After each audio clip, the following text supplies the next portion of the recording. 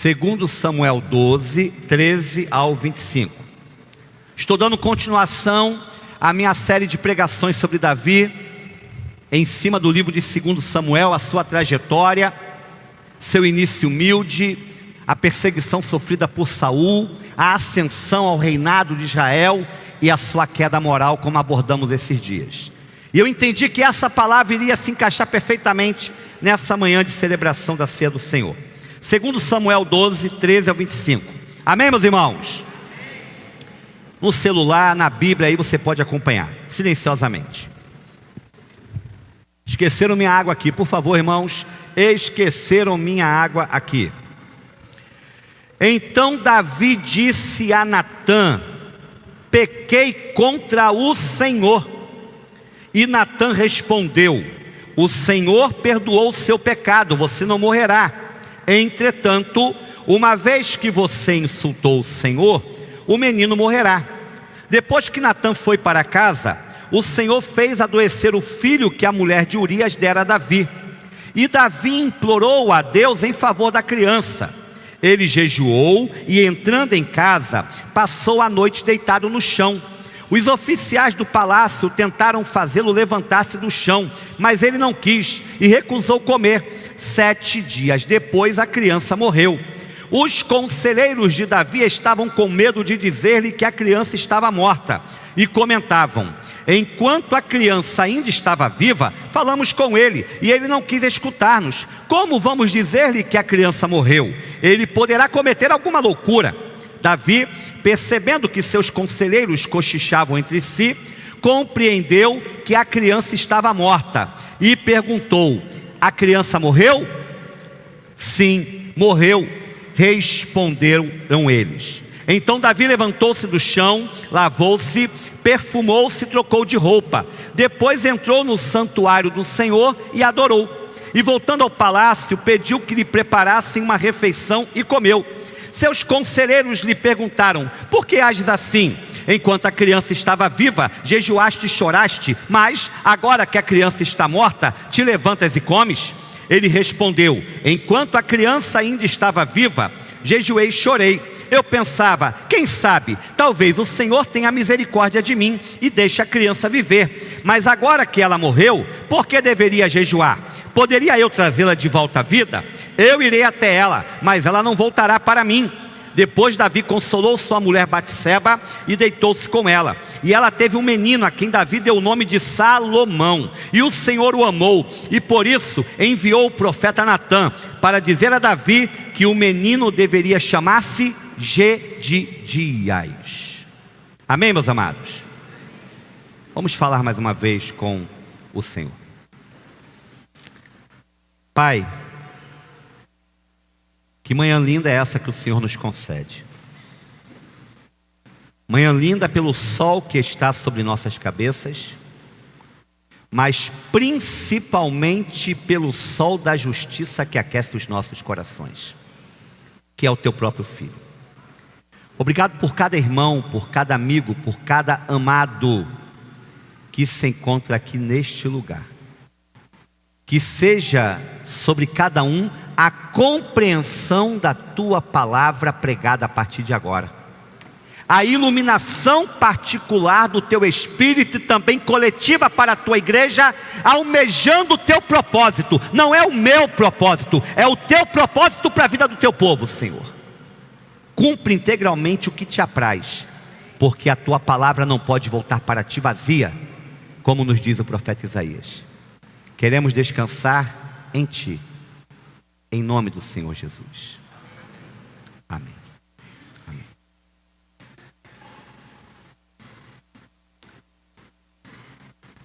As nossas famílias carecem de pais, cônjuges e filhos que tenham corações quebrantados. As igrejas, nossas igrejas, precisam de membros, homens e mulheres com corações quebrantados. As salas de aula das nossas faculdades, dos nossos colégios precisam, clamam por jovens, meninos e meninas que tenham corações quebrantados. As repartições públicas de nosso país querem ver funcionários que possuam corações quebrantados. O mundo político nacional, principalmente nesse período de pré-eleições, agoniza por homens e mulheres com corações quebrantados. Há uma ausência significativa de cristãos, de crentes, que apresentem um espírito humilde e contrito diante de Deus e dos homens em geral. E falar sobre coração quebrantado e contrito no meio do povo de Deus deveria ser algo desnecessário, porque quando se fala em cristão, automaticamente deveríamos remeter-nos, direcionarmos-nos a homens e mulheres cujos corações já foram, sem dúvida alguma, transformados por Jesus. Mas não é o que temos visto, de modo predominante, de modo prevalecente. O nosso comportamento em geral, o comportamento daqueles que se dizem de Deus, não é hoje, muitas vezes, em nada diferente das pessoas que não frequentam uma comunidade de fé cristã. Temos visto em nossas congregações, e conosco não é diferente, muita gente com o coração empedernido, muitos com um coração endurecido, pessoas agressivas no trato com o próximo, não sensíveis à voz de Deus, sem nenhuma visão do reino de justiça, paz e alegria no Espírito Santo para o qual fomos chamados. E aí somos obrigados a chegar a uma triste e angustiante conclusão: nossas igrejas estão vazias da manifestação de Deus, porque Deus não está reinando de modo absoluto em muitos dos corações que nelas congregam. Eu quero pedir a você para, sem sair de 2 Samuel, ir para Isaías. Vai para Isaías 57, versículo 15. Sem sair de 2 Samuel, capítulo 12, eu quero te convidar a ir para Isaías 57, versículo 15. Olha que palavra forte é essa. Olha que palavra forte é essa. Isaías 57, 15. Pois assim diz o alto e sublime, que vive para sempre, e cujo nome é santo: habito num lugar alto e santo, mas habito também com o contrito e humilde de espírito, para dar novo ânimo ao espírito do humilde e novo alento ao coração do contrito. Amém, meus irmãos? Deus é santo, habita num lugar altíssimo, mas Ele também habita com o contrito, com o humilde, com o quebrantado de coração. Onde estão os homens e mulheres contritos e humildes de espírito, em cujos corações Deus reside, Deus mora, Deus fixou habitação? Esse povo está em falta.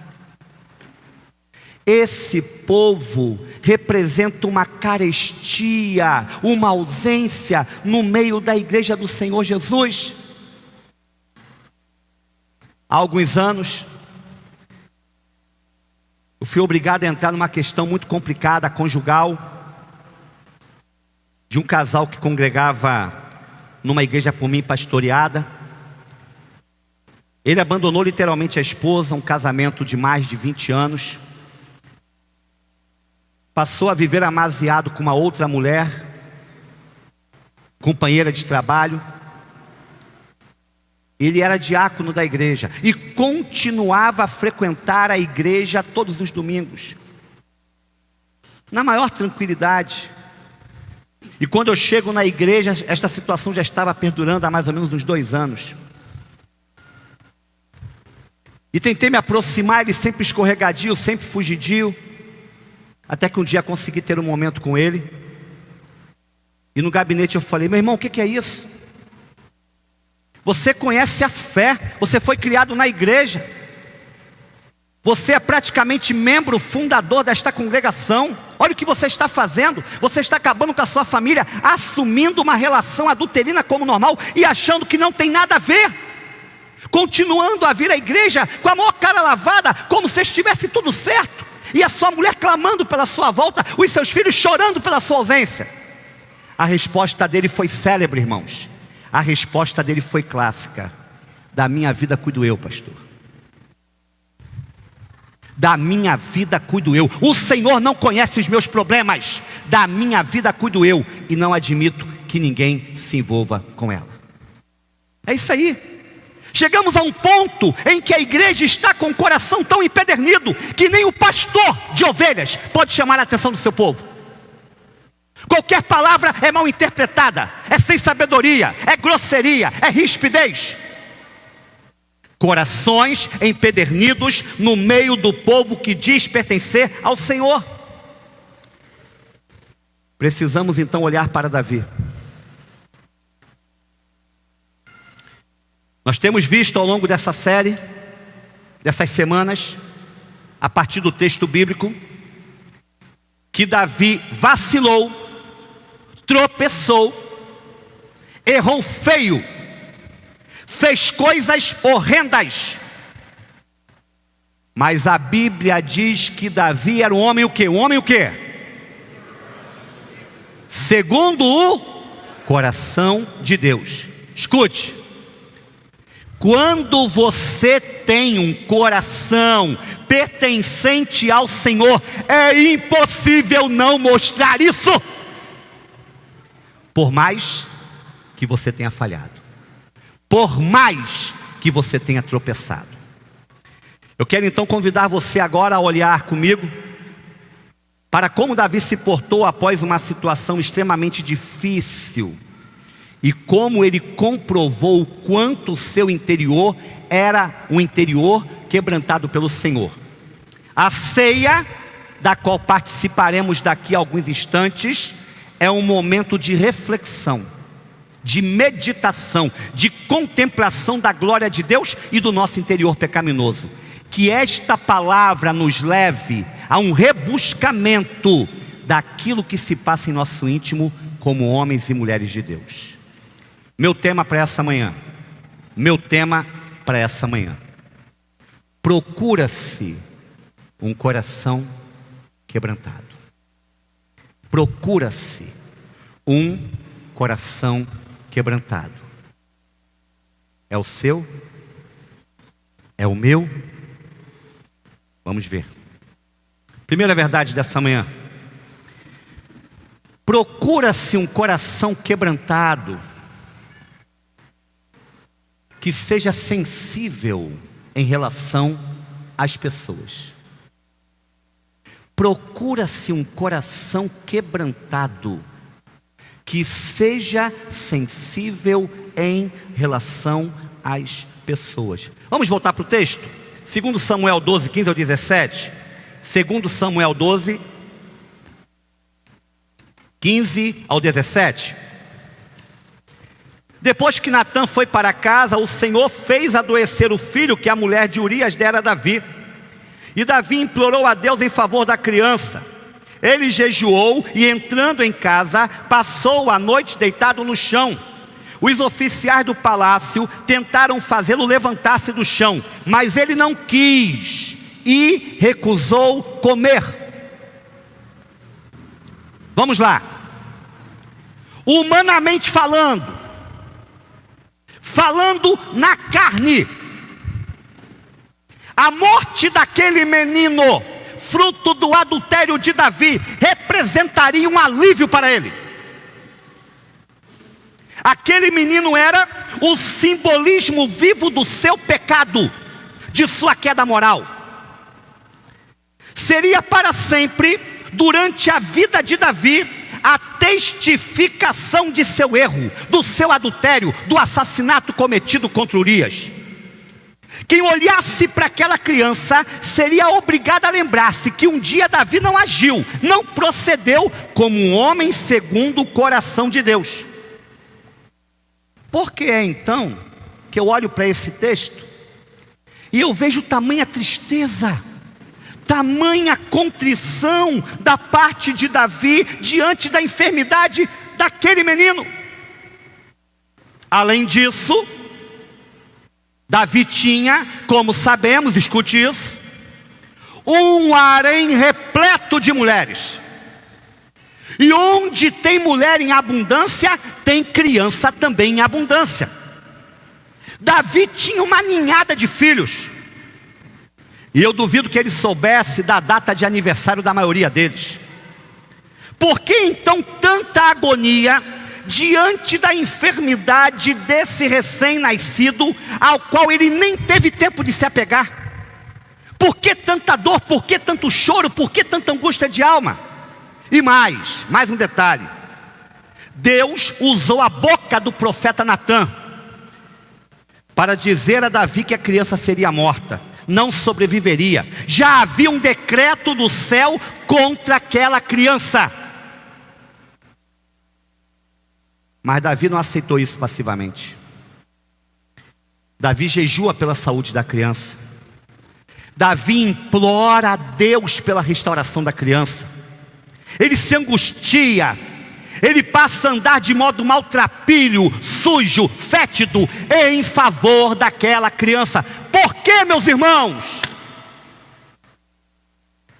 Eu lhe respondo a essa pergunta. Olha aqui para mim.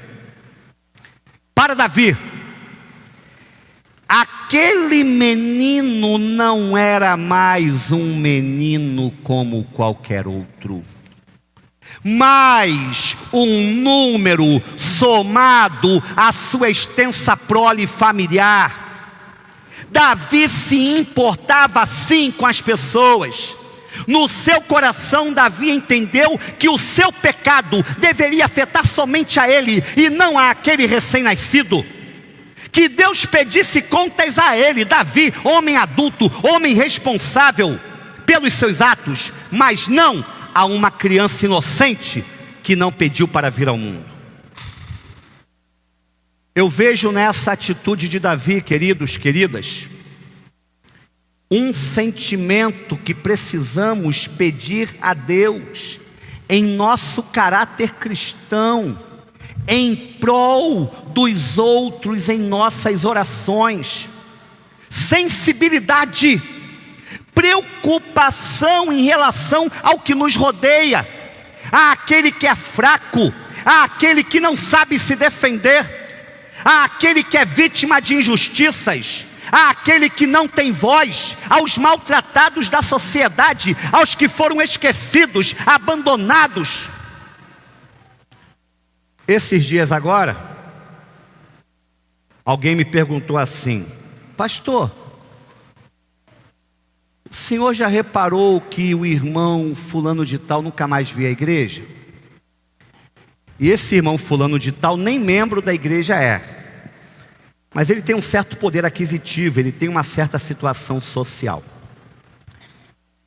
E com carinho eu falei com a pessoa assim: sim, eu reparei realmente. O irmãozinho nunca mais veio à igreja. Mas você já reparou também que aquela famíliazinha pobre que vem lá do São Lourenço andando e que sempre senta à minha esquerda ali atrás, nunca mais veio à igreja? Você já reparou que aquela irmã ex-presidiária que teve o seu filho, que teve o seu marido assassinado à porta de casa, ela nunca mais apareceu? Você sabe onde ela está? O que foi feito dela? É, né, pastor? Tem mais gente. Qual é o problema que eu detecto aí, irmãos? Qual é a questão que eu enxergo aí? A nossa sensibilidade, a nossa afeição não tem valor algum se ela dirige-se apenas aos queridinhos da igreja e da sociedade. Nossos sentimentos precisam ser demonstrados a favor também daqueles que não nos despertam nenhum tipo de simpatia pública, daqueles que são despossuídos, daqueles que não têm nenhum tipo de valor especial naquilo que vivem, naquilo que carregam consigo. Na quarta retrasada, nós tivemos aqui um momento muito bonito, muito bonito. Foi o casamento de Danilson. Cadê você, Danilson? Está aqui? Está aí. E foi feita uma festança para Danilson e para Vanusa.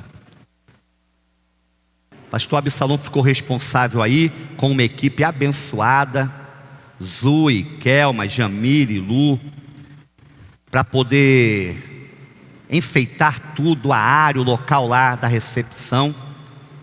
E no final de tudo, uma pessoa me procurou e falou assim: pastor, eu estou aqui maravilhado. Sabe com o quê? A sua cerimônia, bem como a festa que foi feita, não foi para um zelador. Danilson, que é zelador da igreja, que está chegando agora, que ninguém nem conhece o Danilson. Estou começando o Danilson agora. O que foi feito para um príncipe, para uma princesa, para alguém que parece que tinha já anos e décadas como membro da Memorial. E eu falei: glória a Deus, irmãos. Essa é a visão da igreja, certo, pastor Absalom? É para isso que a gente está caminhando, sem distinções, sem acepções, para abençoar. Uma igreja que olhe para o outro, principalmente para o fraco, e procure honrá-lo. Não é vitimizá-lo, não é ampliar as suas dores, não é intensificar os seus sofrimentos, mas é honrá-lo e torná-lo capaz de caminhar com as próprias pernas, a partir de uma solidariedade que é construtiva. Esse é o tipo de igreja que estamos querendo implantar nesse lugar. Será que vocês são capazes de entender isso, igreja? Será que vocês são capazes de compreender que os seus líderes espirituais, e em especial o seu pastor, nós não estamos aqui para afagar os egos ensimesmados de ninguém, orgulhosos, mas sim para cuidarmos de quem realmente precisa e necessita de uma manifestação concreta, vívida, real, física da graça de Deus. Sensibilidade em relação aos outros, aos desfavorecidos, é a primeira marca de um coração quebrantado pelo Senhor. Sem acusação, mas olhando para o outro em amor e fazendo a si próprio uma pergunta. Pergunte para o seu irmão: onde está a sua sensibilidade? Pergunte para ele, pode perguntar, pode vir aí. Onde está a sua sensibilidade? Pergunta que tu faz para o outro, mas pensando em você. Pensando em você. Onde está a sua sensibilidade? Davi tinha um coração sensível. Segunda verdade: procura-se um coração quebrantado, que louve a Deus, independentemente das circunstâncias. Procura-se um coração quebrantado, que louve a Deus, independentemente das circunstâncias. Voltando para o texto bíblico, 2 Samuel 12, 18 ao 23. 2 Samuel 12, 18 ao 23. 7 dias depois a criança morreu. Os conselheiros de Davi estavam com medo de dizer-lhe que a criança estava morta, e comentavam: enquanto a criança ainda estava viva, falamos com ele, e ele não quis escutar-nos. Como vamos dizer-lhe que a criança morreu? Ele poderá cometer alguma loucura. Davi, percebendo que seus conselheiros cochichavam entre si, compreendeu que a criança estava morta e perguntou: a criança morreu? Sim, morreu, responderam eles. Então Davi levantou-se do chão, lavou-se, perfumou-se e trocou de roupa. Depois entrou no santuário do Senhor e adorou. E voltando ao palácio, pediu que lhe preparassem uma refeição e comeu. Seus conselheiros lhe perguntaram: por que ages assim? Enquanto a criança estava viva, jejuaste e choraste, mas agora que a criança está morta, te levantas e comes. Ele respondeu: enquanto a criança ainda estava viva, jejuei e chorei. Eu pensava: quem sabe, talvez o Senhor tenha misericórdia de mim e deixe a criança viver. Mas agora que ela morreu, por que deveria jejuar? Poderia eu trazê-la de volta à vida? Eu irei até ela, mas ela não voltará para mim. Ótima palavra contra o espiritismo kardecista que crê na mediunidade. Mas não vou pregar sobre isso agora de manhã não, fique tranquilo. Vamos lá. Uma das marcas distintivas do calvinismo é a crença na soberania de Deus. Deus está no controle sempre. Tudo faz conforme lhe apraz. Nada escapa aos seus propósitos, nem a pior tragédia. Ele está sempre no comando de tudo. Ora, Calvino viveu lá pelo século 16 depois de Cristo. Foi contemporâneo de Lutero. E Davi viveu no ano 1000 antes de Cristo. Praticamente foram separados por uma distância de 2500 anos. Nunca que Davi poderia ter pensado em conhecer Calvino. Mas, olhando para o texto, eu não tenho dúvida. Segura aí, pastor Absalom. Davi era um pré-calvinista. Davi era um pré-calvinista. Ele demonstra aqui uma segurança muito forte em sua fé. Ele, enquanto a criança vivia, agiu como se tudo dependesse do seu clamor. Ele creu que algo poderia acontecer de novo, por isso ele orou fervorosamente pela cura da criança, mesmo quando o profeta Natan lhe tinha dito que ela morreria. Mas a criança não viveu, morreu. E após a morte dela, o que é que ele faz? Ele continua triste, é claro, mas ele se recompõe, ele adora a Deus, entendendo que Deus era soberano sobre tudo, sobre todos, e que ninguém pode lutar contra os seus desígnios. Amados, queridos, vamos pensar numa coisa. Qual a nossa concepção de Deus quando os planos não saem conforme a nossa expectativa? Hein, Mileninha? Hein, pastor?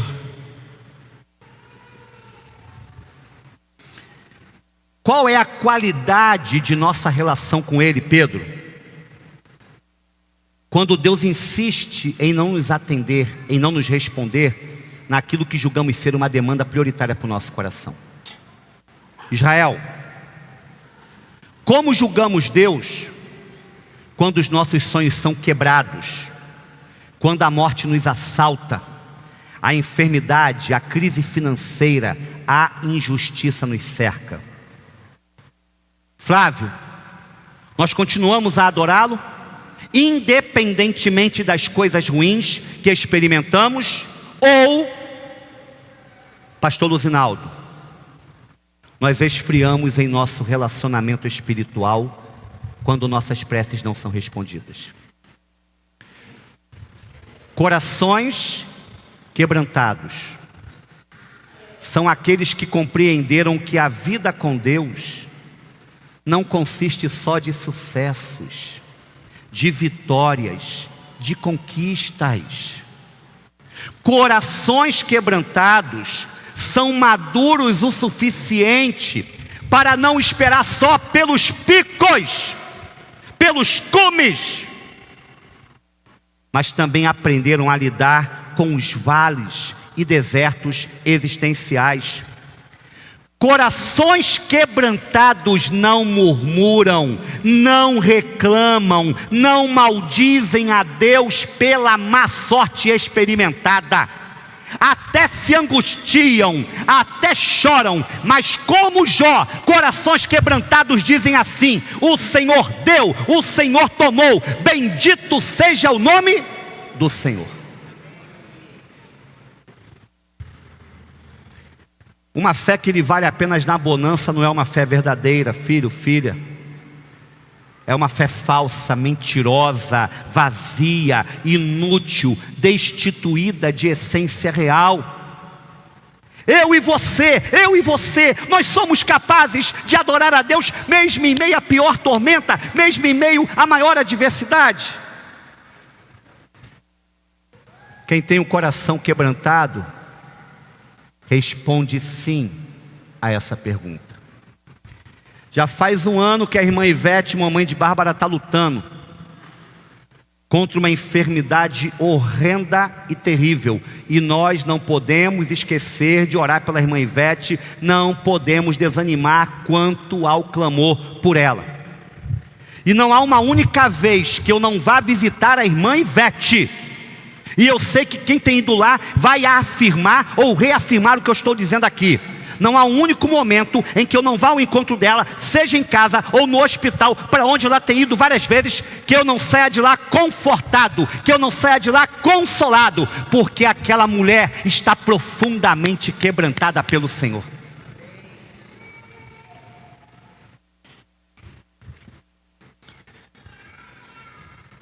Terceira e última verdade. E essa é para fechar com chave de ouro, hein? Toma posse dela aí, meu irmão. Corações quebrantados sempre experimentam o favor de Deus. Você crê nisso? Amém? Amém? Corações quebrantados sempre experimentam o favor de Deus. Segundo Samuel 12, 24 e 25, vamos fechar aqui. Depois Davi consolou sua mulher Batseba e deitou-se com ela. E ela teve um menino, a quem Davi deu o nome de Salomão. E o Senhor o amou, e por isso enviou o profeta Natã para dizer a Davi que o menino deveria chamar-se Jedidias, aquele que é amado pelo Senhor. Interessante aqui, né? A mesma boca que pesou o juízo de Deus contra Davi, Natã, foi a mesma boca que o honrou e o abençoou depois do seu pecado. Percebam como Deus foi gracioso com Davi. Quero que você pare comigo ainda mais fixamente nesse último ponto. Percebam a lógica sem lógica de Deus. Batseba continuava sendo a mesma mulher que traiu seu marido com Davi. Davi continuava sendo o mesmo homem que cometeu atos escandalosos e abomináveis em Israel. Mas o texto diz que Davi tem um outro encontro amoroso com Batseba, e ela concebe uma nova criança após aquela que morreu. Criança essa que se torna o herdeiro de Davi, o futuro rei de Israel, Salomão. E o que é mais maravilhoso, é isso, irmãos, que a nossa mente limitada, finita, jamais vai entender. A adúltera Batseba, a pecadora Batseba, a malfalada Batseba, ela torna-se agora membra, olha aí Nalvinha, membra da árvore genealógica de Jesus. Vamos lá? Mateus 1,6. Mateus 1,6. Sem sair de 2 Samuel 12. Mateus 1,6. E Jessé gerou o rei Davi. Davi gerou Salomão. Olha que parte interessante. Olha, irmão Lorildo, que detalhe interessante. Cuja mãe tinha sido mulher de quem? De Urias. O verso de Mateus faz questão de frisar que a mãe de Salomão, ouça Silvana, ouça aí, foi aquela que era a mulher de Urias, o homem traído e assassinado, irmão Geraldo. Com que objetivo o texto de Mateus reforça isso? Será que foi com o objetivo de apontar mais uma vez o pecado de Davi, irmã Lu Dutra? Não, porque quando Deus perdoa, a Bíblia diz que Ele esquece. O que há aqui é a intenção, o que existe aqui é o propósito de mostrar a grandeza da graça divina, que pode pegar alguém com um caráter tão enxovalhado, achincalhado, aviltado e enxertá-lo na família do Salvador da humanidade e torná-lo alguém que está relacionado diretamente à vinda do Messias de Deus ao mundo. A pobre Batseba tornou-se membro da árvore genealógica de Jesus. Amém, meus irmãos? Isso é uma bênção. A minha pergunta, Adrileia, é a seguinte: o que Davi fez para merecer isso? Hein, Emerson? Hein, Kias? O que Davi fez para merecer isso? Qual foi o gesto decisivo que o tornou capaz de receber algo maravilhosamente grandioso de Deus? Qual é a resposta? Qual é a resposta? Nada. Nada. Davi não teve que fazer nada, porque a questão não era o que Davi deveria fazer, mas sim aquilo que ele deveria ser e possuir em seu íntimo. E o que foi que Davi se tornou? E o que foi que ele possuiu? Ele se tornou um homem quebrantado, porque ele tinha um coração quebrantado diante de Deus. Quando é que nós vamos entender isso, irmãos? Quando? Quando eu vou entender isso? Se você é um crente verdadeiro, você precisa sim ser dizimista fiel, ofertante na igreja onde você congrega. A ausência dessa atitude implica em falta de integridade cristã e espiritual.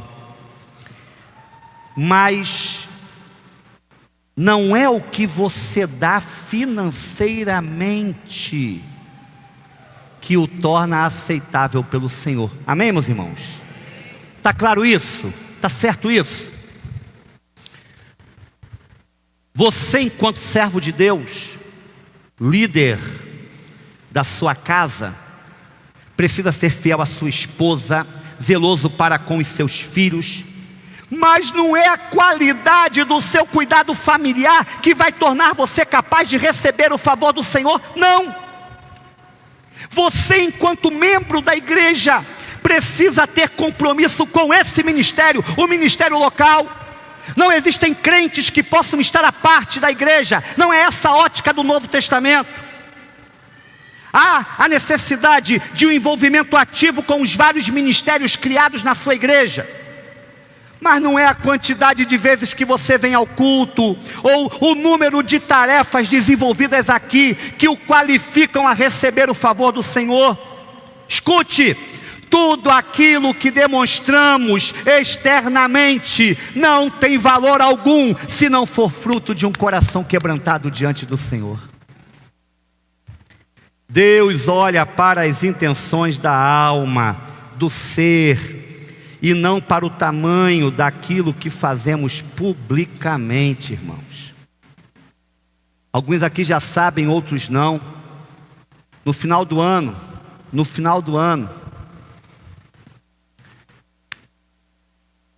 o Ministério Resgate promoveu um grande jantar de gala para as pessoas em situação de rua, ali no Mercadão, no mercado municipal.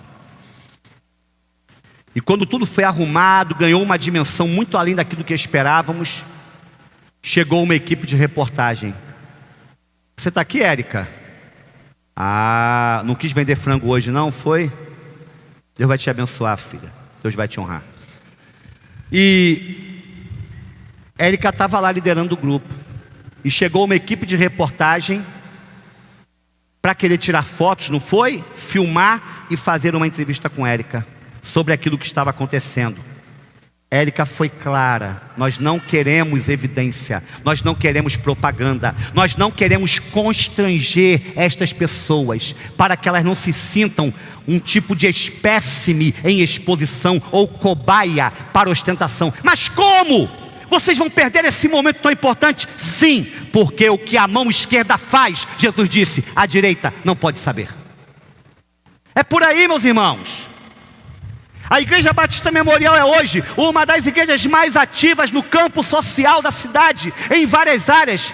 Mas não temos outdoors, não temos cartazes, não temos programas de rádio veiculando isso. Nem eu de púlpito falo isso. Por quê? Porque temos que entender que o que importa é a bondade do nosso coração. E naturalmente as coisas irão se manifestar no tempo de Deus e do jeito de Deus. Esse foi o segredo de Davi. Davi não poderia jamais ser caracterizado como um caso perdido. Escute o que eu vou dizer, fantástico isso. E vou te indicar um filme para você, se puder baixar ainda hoje e assistir, porque não está em DVD ainda não.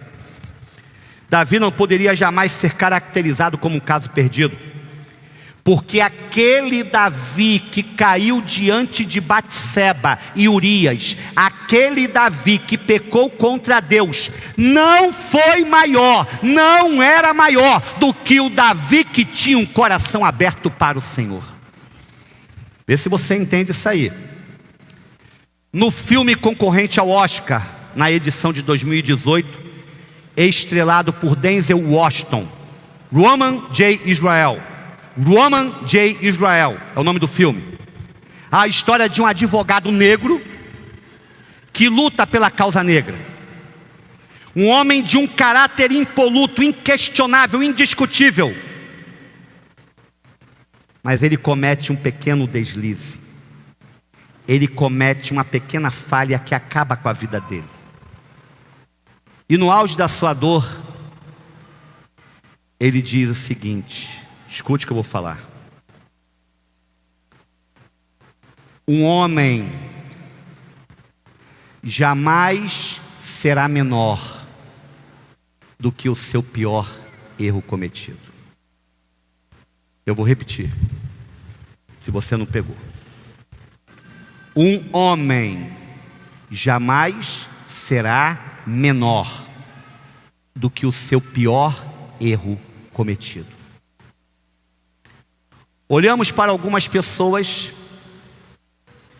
e as rotulamos pelos seus pecados, pelos seus tropeços e pelas suas falhas. E a nossa tendência é enxergá-las o resto da vida por aquilo que fizeram de errado. Mas a vida de Davi, ela contraria esse senso comum. A vida de Davi quebra qualquer tipo de sentimento legalista de minha parte, em cima dessa frase de um filme secular. O erro de um homem jamais o tornará pior do que aquela má atitude cometida. Deus ainda quer agir em você e através de você. Mas uma pergunta eu faço: onde está o seu coração quebrantado? Onde? Há momentos em que eu me sinto levado por alguns sentimentos muito ruins, malévolos, malignos, diabólicos. E naquele momento eu sou confrontado pelo Espírito de Deus, que me pergunta assim: ei, Júlio, onde está o seu coração quebrantado? E escutar essa voz, irmãos, a voz do Senhor, é o que faz toda a diferença em nossa vida, irmãos. Porque se nós não escutarmos a voz do Senhor, nós vamos passar décadas aqui ouvindo a voz do pastor, mas nada vai mudar. Nada vai ser transformado. Porque até o meu quebrantamento ele vem de Deus. E se eu estou de braços abertos para receber a ministração do seu Espírito, se eu sou dele, eleito dele, como preguei no domingo passado, alguma coisa tem que acontecer. Alguma coisa vai acontecer em nome de Jesus. A minha oração é que a Igreja Batista Memorial tenha, de modo geral, a partir de cada vida que a constitui, esse coração esmiuçado, triturado, esmagado por Deus e pelo seu Espírito Santo.